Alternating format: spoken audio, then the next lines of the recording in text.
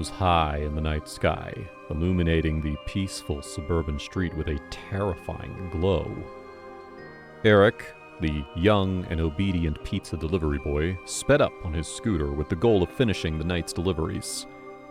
He pushed the small box of hot pizza against his chest and walked toward the allegedly haunted house at 134 Darkwood Lane. In order to get to the front door, Eric had to fight off the feeling of dread that pervaded the entire property.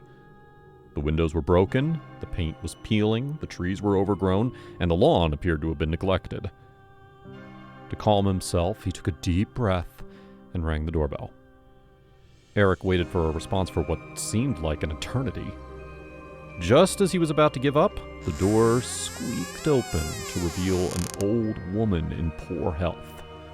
She had a frown on her sagging face, and her eyes had a hint of madness. The pizza boy, she murmured in a raspy voice. Enter right away. Eric entered the dark house with caution, aware of his duties. Breathing was challenging due to the air's heavy and musty aroma. The expressionless eyes drew his attention to the framed old family pictures on the walls. "I hope you like anchovies," Eric said, drawing a furious glare from her. She escorted him into the small dining area where there was only one flickering candle and distorted shadows were being cast. As he placed the pizza on the table, Eric noticed a peculiar painting hanging on the wall. It displayed warped figures that were writhing in agony in a scene of suffering and pain. The longer he stared, the worse it made him feel overall. The senior woman motioned for him to sit down and pointed to a nearby chair. Eric hesitantly nodded as his heart pounded against his chest. An evil gleam flashed in the elderly woman's eyes. She murmured, I have an offer for you. If you spend the night in this house, I'll generously reward you. If not, you'll have to spend the entire time here with the others. Eric felt a growing pain in his throat. His mind was racing, torn between the urge to flee right away and the allure of a potential fortune. He frequently had nightmares about the allegedly haunted house, but he lost control when the possibility of receiving a very different reward emerged.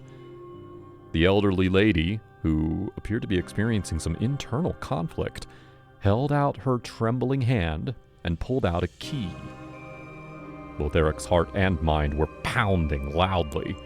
The room made him feel confined and choked.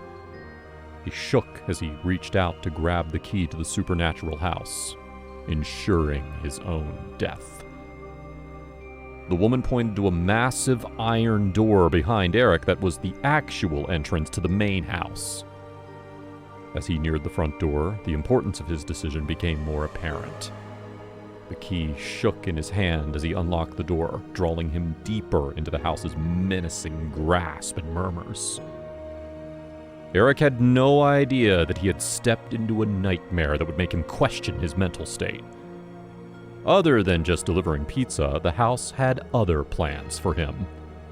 The huge front door squeaked shut behind Eric as he was led inside the ominous house. As the night appeared to be falling, the area started to feel strangely chilly. To combat the mounting panic in his chest, he took a sharp breath and lit his cell phone flashlight. A glimmer of light eventually poked its way through the darkness, revealing a sizable space filled with aging portraits. Eric appeared to be the center of attention in the room at all times. The only sound that could be made out was a faint whisper that seemed to be spectral voices being carried on an ethereal breeze, breaking the oppressive silence. As the dark secrets started to emerge, he slowly made his way through the house, learning them. Doors swung radically open and shut, revealing gloomy voids. The sound of creaking floorboards as he entered suggested that the home's foundation disliked his intrusion.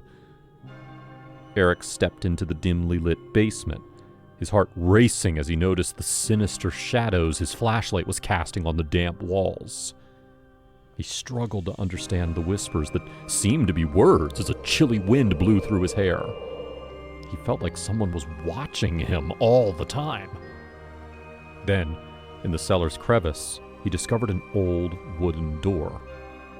His palms became clammy, and chills ran up and down his spine once he noticed the door, as it stood out from the others and had an unusual energy.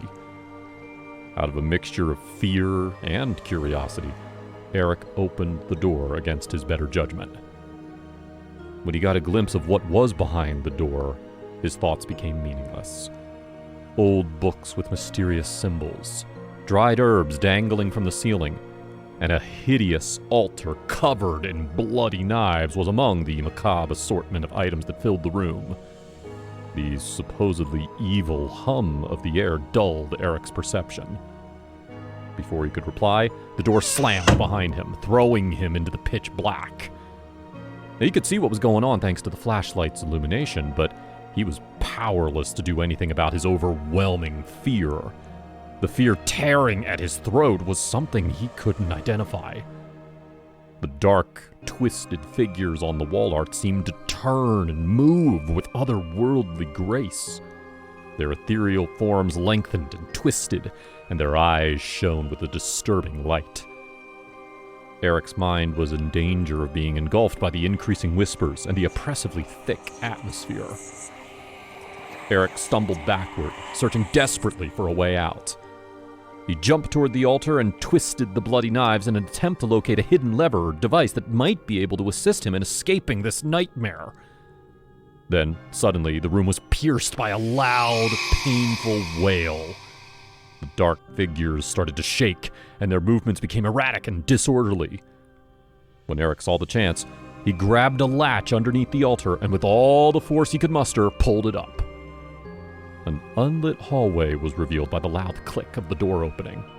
The sound of his racing heart was audible in Eric's ears as he began to run down the hallway. As he approached the end of the hallway, he could see a staircase rising into the air. Unaware of the exhaustion and terror that threatened to consume him, Eric ascended the stairs, mistakenly believing that salvation lay outside the walls of this haunted house. Eric struggled to breathe as he made his way up the stairs to the upper floor of the haunted house. Eric continued to explore despite the darkness because he needed to get away. It seemed like the very air was working against him, and every step felt like a heavy burden. Unsettling shadows that danced along the walls and warped reality were produced by dimly flickering candles. As he was looking around, he noticed an epic glow. It was a stained glass window that was the source of the light at the opposite end, which had broken, and pieces of it were all over the floor. Eric was drawn to the lively church-like setting and stepped in tentatively. When he entered, he noticed a disturbing scene. An old rocking chair was surrounded by a circle of worn-out dolls. With their lifeless eyes watching his every move, they served as a chilling reminder of the horrifying past of the house. The area exuded a menacing aura that suggested spirits were being imprisoned there and yearned to be released. He heard a laugh, a soft, innocent laugh that echoed through the room as he looked around. Eric's heart skipped a beat as he whirled to face the source. From the shadows came the pale figure of a young girl, her face a strangely serene expression. "You can't leave," she said in a low voice. "You can't leave the house. I'm sorry." Eric looked for a way out as his heart raced. Given how far he had come, it would have been a mistake for him to let the darkness win. Despite what the girl said, he kept his composure and went on. With each step, the walls of the house seemed to pulse with a foreboding energy. Hateful whispers were becoming more frequent in the hallways. A swarm of threatening, enraged shadows was moving toward him. After a quick search, Eric discovered a damaged attic door. He pushed it open, and when it did, a rickety, winding staircase led down to the house's darkest room. It moaned in disapproval. As he went lower, the air got even colder. At the bottom of the staircase, he discovered another dark door. Eric halted and grabbed the doorknob with trembling hands. After taking a deep breath, he mustered all of his remaining bravery to push open the door. He was suddenly disoriented and blinded by a bright light.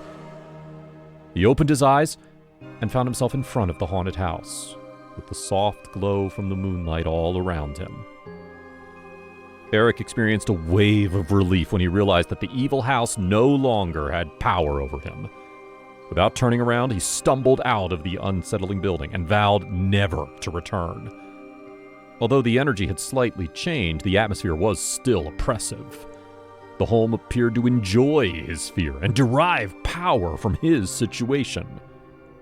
When he left the cursed house, the whispers became softer, but they continued to follow him everywhere.